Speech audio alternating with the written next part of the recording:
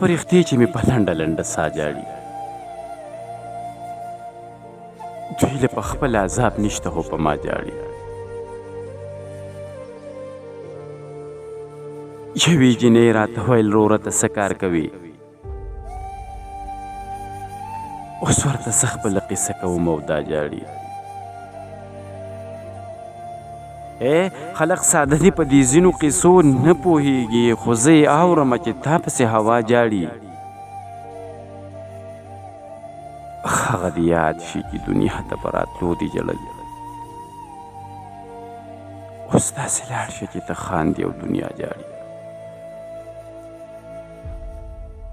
هغه دې یاد شي چې دنیا ته په راتلو دي ژړل اوس داسې لاړ شه چې ته خاندې او دنیا جاړي هغه جینۍ پروازه اوس هم ستا شعرونه اوري